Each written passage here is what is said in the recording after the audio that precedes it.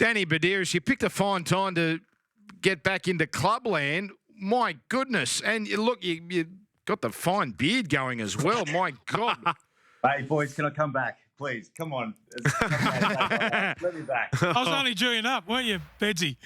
Oh, gee. I'm in my bunker. I'm in my own little bunker here, and it's difficult, boys. Got the hard hat on. It's been real trying times for not just our club, but everyone's in the same position. So you guys are doing a great job. I thought the broadcasting over the two games that we played was fantastic with limited and trying conditions, but the game just couldn't go on, and that's what we're all sort of debriefing. Hopefully, when it can start back up again. In these times, what is your specific role, Danny? Are you, God forbid, are you having to fire people yourself? Are you having to let people go?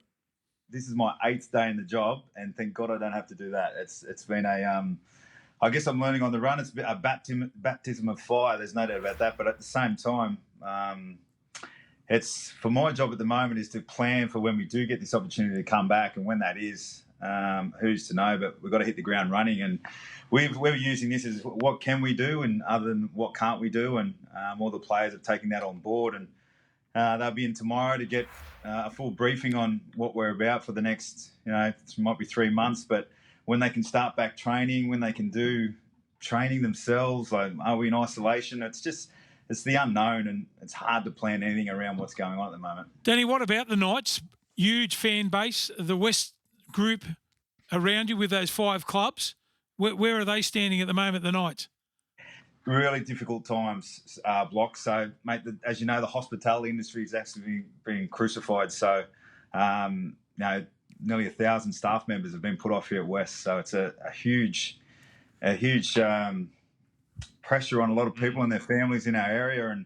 And Phil Gardner had to deliver all the news there. So to their credit, they understood where the club's at. Football side will be spoken about tomorrow and with our staff. And as you see, a lot of staff have been stood down. So at other clubs, but we'll have our chance with our staff tomorrow. Bedsy, we've spoken to a number of representatives from different clubs. What's it been like at Newcastle? What was the message to the players, and how are they feeling about everything? Yeah, BA, we get them in tomorrow. So they had today off just to get over the shock. But as of 3 o'clock yesterday, we were still ploughing ahead as if we were playing the Cronulla Sharks this weekend.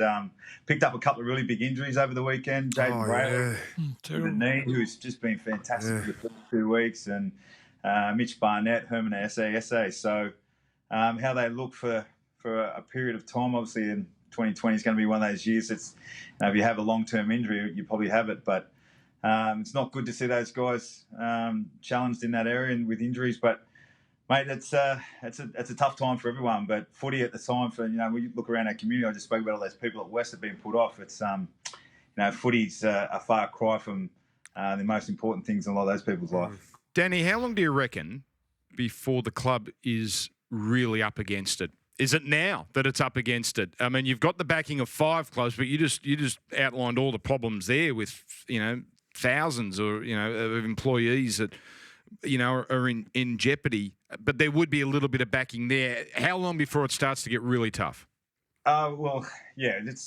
West have got they're in a great position. They've got some great assets there.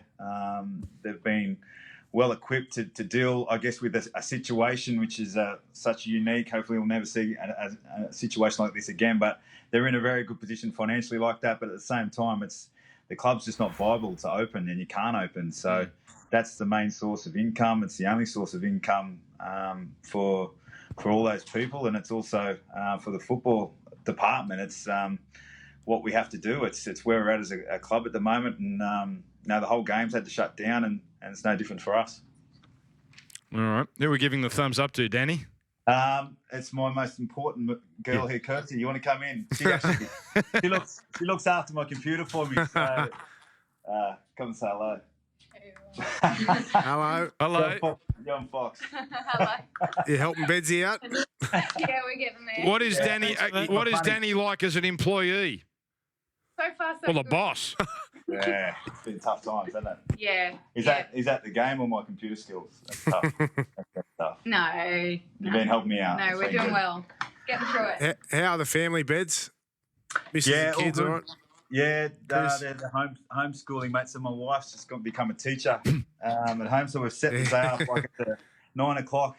School starts. They have a couple of lessons and a bit of get outside. So she's done a really good job around that. But I'm sure every house has got their strategies around how They got some energy, those boys, Bedsy. Oh, a block, haven't they? You know what? I sort of broke the news to them last night that there'll be no footy maybe for the year, but they challenged themselves to be the best backyard footy players going around. So That's great. I'll give it a crack.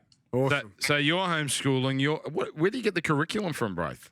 You get it off the internet. They send programs out. Right. Schools have got it all organised now, and it's pretty much all in place. You just set it up on your computer at home. There you go. My partner's like Bedsy's Mrs. Chris. Rachel's taking care of a lot of it, so she's doing a great job. I know she took a pot shot at you though on Instagram. She loves taking pot shots. It's very warranted, What do you say? Say it to me face. mate. You know what?